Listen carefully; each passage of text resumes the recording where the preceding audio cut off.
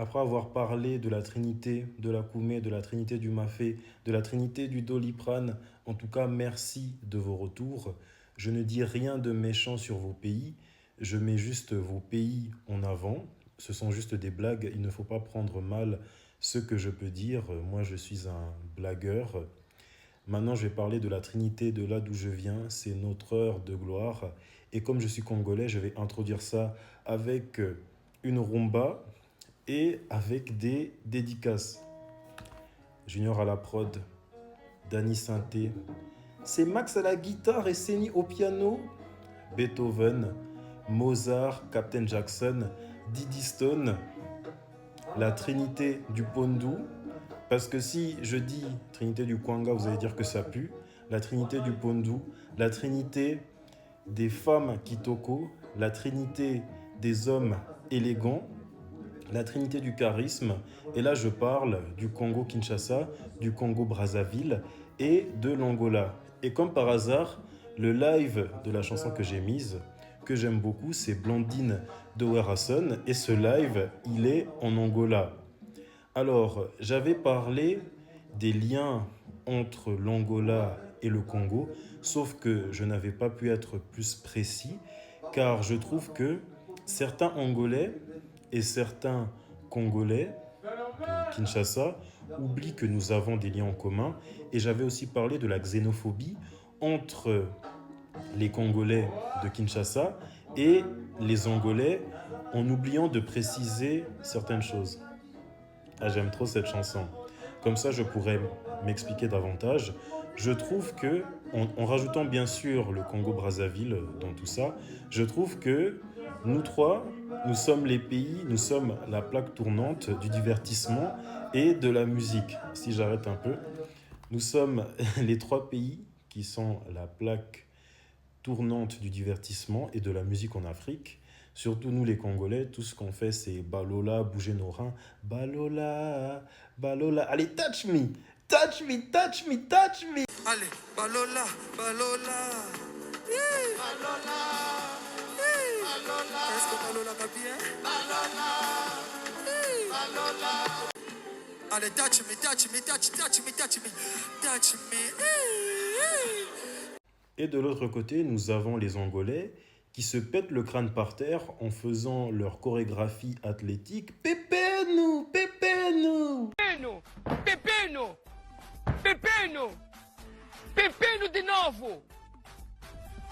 Pepino! Pepino! Franchement, moi je trouve que nous les Congolais de Kinshasa, les Congolais de Brazza, ainsi que les Angolais, on est juste incroyable, on est juste charismatique. En plus, nous parlons la plus belle langue d'Afrique, qui est le Lingala. Les autres Africains ne nous comprennent pas toujours. Cependant, ils apprécient le Lingala et veulent pour certains apprendre le Lingala. Et la plupart de nos mimes, qui sont de nos artistes respectifs, que ceux-ci parlent en français ou en lingala, ils sont partagés partout sur les réseaux sociaux, que ce soit sur TikTok ou sur Twitter. Et ce qui est juste étonnant, c'est que nous avons des mimes pour chaque situation de la vie. Par exemple, si une équipe de foot, elle perd, les Congolais, voire les Angolais, vont venir avec la musique éliminée de Ferregola. Éliminée.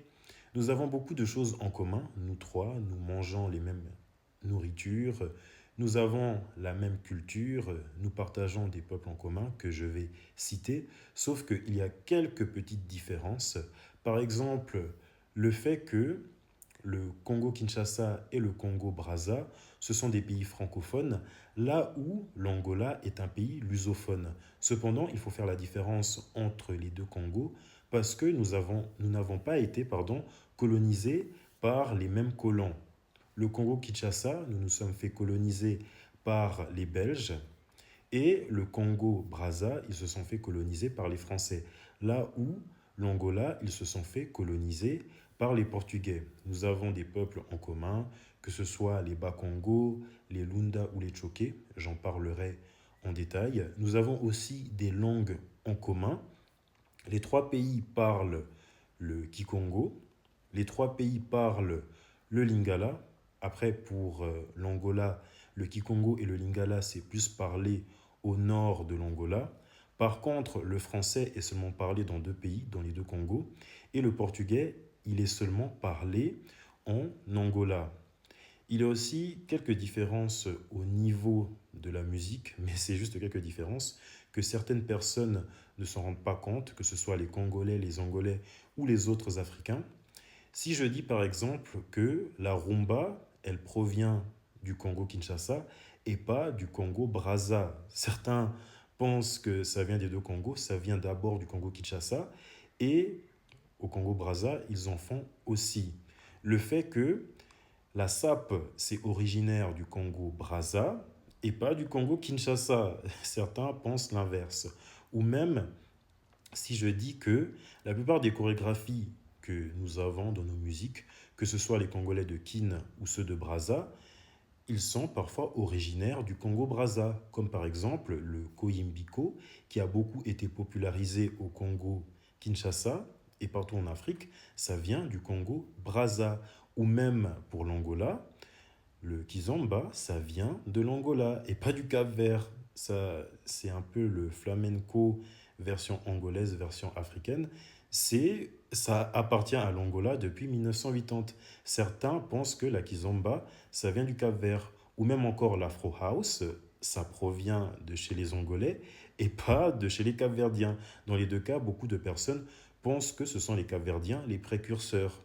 Après, je vais parler d'autres éléments, d'autres facteurs que nous avons en commun, que ce soit le royaume du Congo, pourquoi il y a des Angolais qui sont allés au Congo. Bon, ça j'avais déjà expliqué, mais je vais encore le réexpliquer et rajouter plus de détails. Au niveau de la colonisation, si je commence par le Congo RDC, de 1885 à 1908, le territoire est la propriété personnelle du roi Léopold II de Belgique sous le nom d'État indépendant du Congo. Sachez d'ailleurs que cette sac à merde de Léopold a tué plus de 15 millions de Congolais. N'importe quoi, bombo claque, fils de pute. Là où le moustachu germanophone a tué plus de 10 millions de personnes. Cependant, on parle plus de lui que de Léopold. N'importe quoi, bombo claque, fils de pute. Je continue avec le Congo-Brazza ou République du Congo. La France établit son influence à partir de 1880, notamment grâce à l'explorateur Pierre Savorgnan de Brazza, qui a donné son nom au pays. Le pays devient indépendant le 15 août 1960 avec Fulbert Yulu comme premier président. Et pour finir avec l'Angola, les Portugais arrivent sur les côtes angolaises à la fin du 19e siècle et fondent Luanda en 1575. Après une longue guerre de libération entre 1961 et 1974, l'Angola accède à l'indépendance le 11 novembre 1975 sous la direction d'Agostinho Neto. La RDC, le Congo-Brazzaville et l'Angola partagent plusieurs peuples. Je commence par les Bas-Congo. Le peuple le plus important en commun, présent dans les 3 pays, ils sont les descendants du royaume du Congo. Les Téké, présents en RDC, plateau de Kinshasa et du Congo, au Congo-Brazzaville, plateau Poule, et dans certaines régions du nord-ouest de l'Angola. Les Yaka, présents dans le sud-ouest de la RDC et le nord de l'Angola. Les Soukou, présents en RDC, Kwango, et en Angola, très proches des Yaka sur les plans culturels et linguistiques.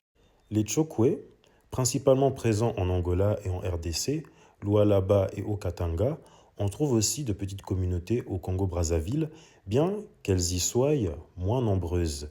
Et pour finir, les Lunda, présents en RDC et en Angola, avec quelques groupes installés au Congo-Brazzaville à la suite de migrations. Par contre, il y a le Lari, qui est une langue bantoue, parlée principalement par le peuple Lari. Ce peuple, on le voit plus chez les Congolais de Brazza, et cette même langue est plus parlée au Congo-Brazzaville, plus qu'au Congo. Nous sommes, nous 3, reliés par le royaume du Congo. C'était l'un des plus grands et des plus puissants royaumes d'Afrique centrale avant la colonisation. À son apogée, le royaume s'étend des territoires qui correspondent aujourd'hui au nord de l'Angola, le Congo central et une partie de Kinshasa en RDC, le sud-ouest du Congo-Brazzaville et une petite partie du Gabon. Sa capitale, Mbanza-Congo, est située dans le nord actuel de l'Angola. Pourquoi il y avait des Angolais au Congo? C'est simple. Les Angolais ont dû fuir l'Angola, leur pays natal, à 2 reprises pour aller se réfugier au Congo. La première fois en 1961, durant la guerre d'indépendance, le Portugal refusait de décoloniser l'Angola. Les Angolais voulaient plus de droits. Ils se sont révoltés pour avoir leur libération, ce qui a énervé les Portugais. Donc, les Angolais ont été se réfugier au Congo. La deuxième fois que les Angolais ont dû aller se réfugier au Congo, c'était durant la guerre civile qui a duré de 1975 à 2002. En fait, 3 mouvements de libération voulaient gouverner le Congo, le MPLA, l'UNITA, et le FNLA, ce qui a dégénéré en guerre civile. Au Congo, nous avons plusieurs styles musicaux qui viennent du Congo et qui ont été importés au Congo-Brazzaville par après. La rumba, qui est née entre les années 40-50. Au Congo, nous considérons le Grand Calais comme le père fondateur de la musique congolaise moderne et le père fondateur de la rumba. Le soukous, qui est né entre les années 50-60, le sébène, qui est né entre les années 50-60, et le dombolo, qui est présent depuis les années 90. Au Congo-Brazzaville, ils font les mêmes styles musicaux que nous au Congo, que ce soit la rumba, le soukous, le sébène ou le dombolo. Cependant, ils ont un style de musique unique qui s'appelle le mopacho, qui est là depuis les années 90 et qui a vraiment été popularisé ces dernières années. Il y a pas mal de danses que nous faisons qui sont originaires du Congo-Brazzaville, à commencer par le koyembiko.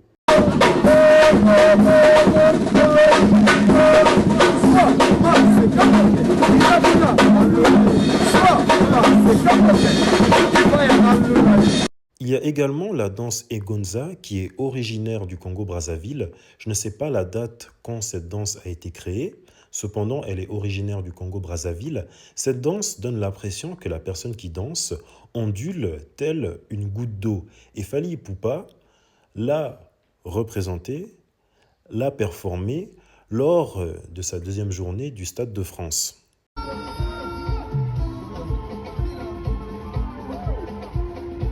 En Angola, ils ont aussi plusieurs styles musicaux. La semba, qui est présente depuis le XXe siècle.